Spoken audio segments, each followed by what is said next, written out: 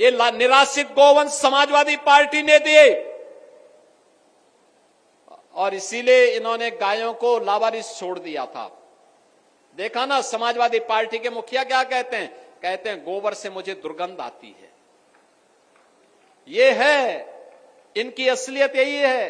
क्योंकि गौ माता को कसाईयों के हवाले करते थे। हमने कसाईयों को जब भेजा जहन्नुम की यात्रा में तो इनको परेशानी हुई।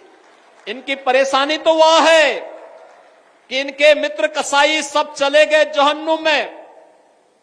तो अब इन गोवंश को बचाने की चुनौती थी, तो आप ही की धरती के सपूत, आप ही के द्वारा चुने गए आंवला के विधायक ने 7,700 से अधिक निराश्रित गौ आश्रय स्थल खड़ा किए और आज वहां पर 14 लाख गोवंश की देखभाल स्वयं राज्य सरकार कर रही है और शेष हमने अन्नदाता किसानों को दिए हैं। आप भी पालिए, एक गोवंश पर 1,500 रुपया हम महीना आपको उपलब्ध करवाएंगे। अगर कोई किसान 4 गोवंश रखता है तो 4 गोवंश के लिए 6,000 रुपये महीना हम उनको देते हैं।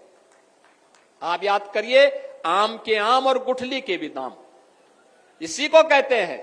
यानी गौ माता की सेवा का पुण्य भी पाओ और सरकार का अनुदान भी पाओ। और इसीलिए आज के इस अवसर पर भारत के अंदर, भारत की परंपरा तो गौ और गंगा की परंपरा है। हमने अगर गंगा माता की पूजा की है तो गंगा माता ने हमें एक नई पहचान दी है। नमामि गंगे परियोजना के कारण आज प्रयागराज महाकुंभ ने उत्तर प्रदेश को एक नई पहचान दी है। 66 करोड़ श्रद्धालु प्रयागराज में आया, भव्य और दिव्य कुंभ का दर्शन किया। बहनों और भाइयों, ऐसे कभी नहीं हुआ पहले। नमामि गंगे परियोजना के कारण मां गंगा की आराधना, अविरल और निर्मल गंगा की परिकल्पना को प्रधानमंत्री मोदी जी ने साकार किया। आज भव्य और दिव्य कुंभ बदले में हमें मिला।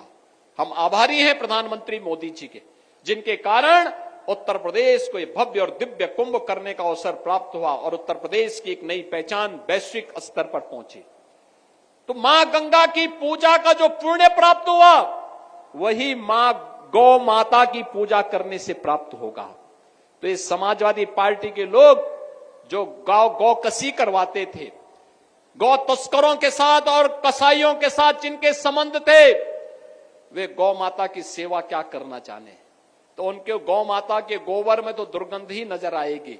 उन्हें अपने कृत्यों में दुर्गंध नजर नहीं आती है, उन्हें गौ माता की सेवा में दुर्गंध नजर आती थी और इसीलिए उनके अध्यक्ष के मुंह से निकल ही गया अंदर।